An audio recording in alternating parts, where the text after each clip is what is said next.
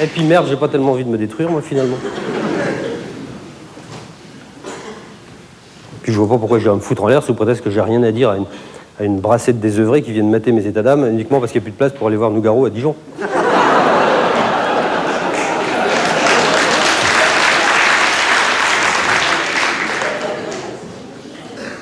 Vous savez ce que vous êtes tous, là, hein? Je vais vous dire, moi. Vous êtes des voyeurs.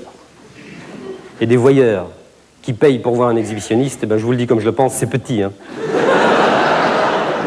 Ah oui. Puis d'abord, on se détruit pas comme ça, il suffit pas de le dire. Qu'est-ce qu'il y a comme moyen sympa pour se détruire? Il y a le gaz, il y a la noyade, il y a le pistolet, la corde. Hein? Non, je dis exprès. Je dis exprès la corde, oui, je sais qu'il y en a qui le savent. Je dis exprès la corde parce qu'il existe une vieille superstition dans ce métier qui veut que jamais, quoi qu'il arrive, hein, même pour rigoler, hein, jamais personne ne prononce le mot de corde sur une scène. Vous savez que ça porte malheur. À tous les coups, hein. Quelquefois, le théâtre brûle. Puis pour se barrer quand c'est bourré, comme ça, tiens.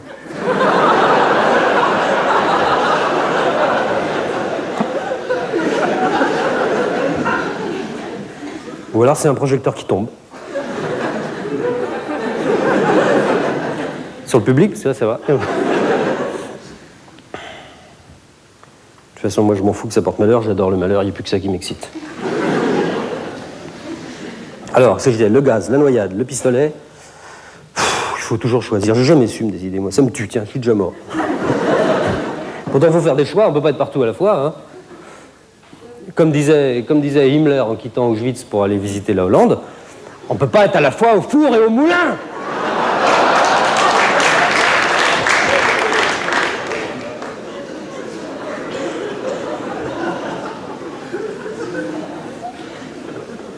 Ouais, vous moquez pas d'Himmler. Il peut revenir.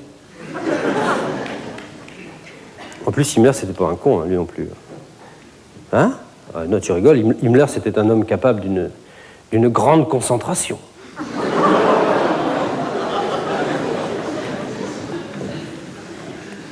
Alors, le gaz, la noyade. Tout dans la vie est affaire de choix. C'est vrai, ça commence par la tétine ou le téton, hein? Ça se termine par le chêne ou le sapin, hein? Et puis finalement, d'ici à là, de sa naissance à sa mort, l'homme est en permanence confronté à des choix. Mais que choisir? Fromage ou dessert? La cigale ou la fourmi? La bourse ou la vie? La gauche ou Mitterrand?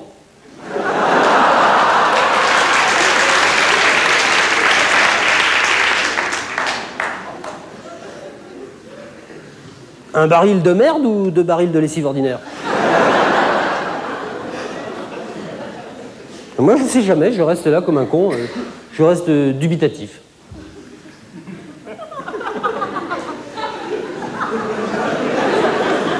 Mais folle, elle. C'est ce que j'ai dit. C'est parce que j'ai dit dubitatif. Eh, mais c'est pas cochon, hein.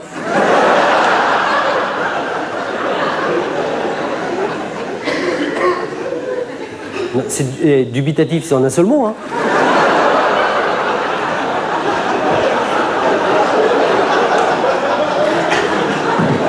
Dubitatif. Ça veut pas dire éjaculateur précoce, hein. Enfin... Est-elle sotte, celle-là? Dubitatif, ça veut dire que je suis dans le doute, enfin, tout, hein, c'est tout. Le doute m'habite, voilà.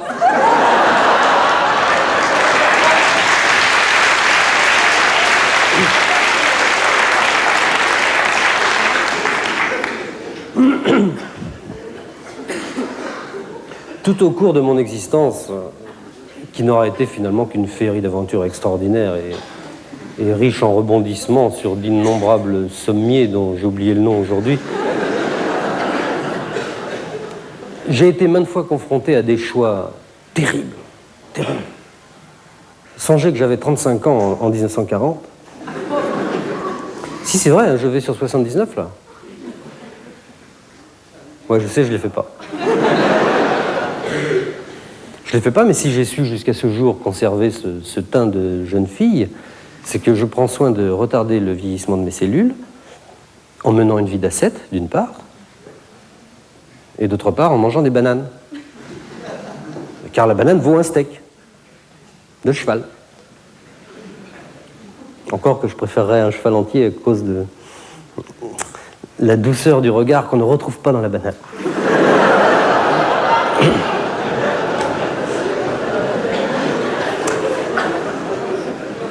Bon, alors, que choisir quand on a 35 ans en 1940, disais-je, lorsque je fus assez grossièrement interrompu par moi-même, malgré mes remarques réitérées.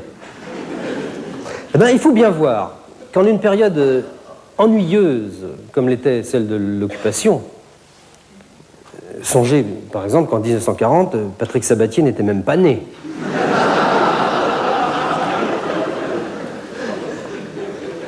Non, je vous donne ce détail pour vous situer le degré d'ennui dans lequel ce pays s'enlisait.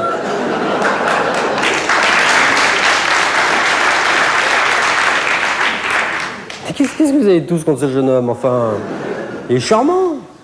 Sabatier est charmant. Oui, c'est sûr, moi aussi j'ai connu des topinambours qui avaient le regard plus vif, c'est vrai. Mais sommes-nous réellement réunis ici ce soir pour dénigrer les rhizomes? Je dis non. Allons.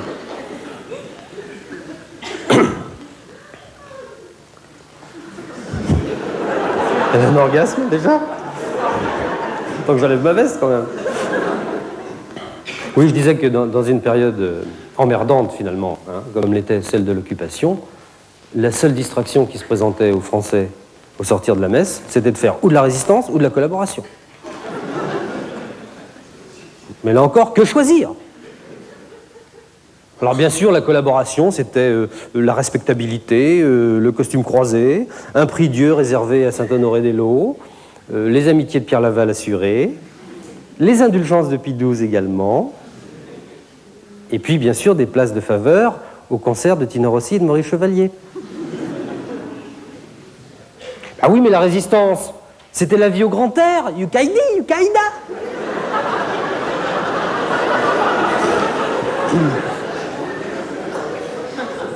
Ah oui, mais la collaboration, c'était la possibilité d'apprendre une jolie langue étrangère à peu de frais. Ah oui, mais dans la résistance, on se cultivait pas, mais on rigolait bien quand même, hein.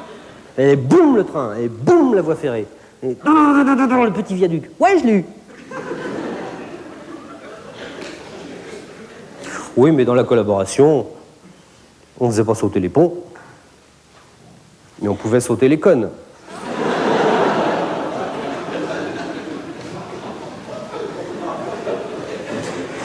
Oui, mais dans la collaboration, pour bien gagner sa vie, il fallait dénoncer les Juifs.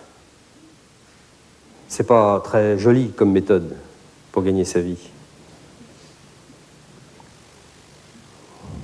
Non, mais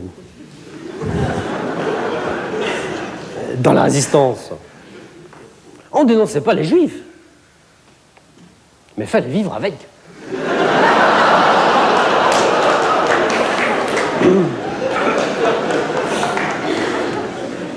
Enfin bref, à force de tergiverser, je n'avais toujours pas pris de décision le 25 août 1944.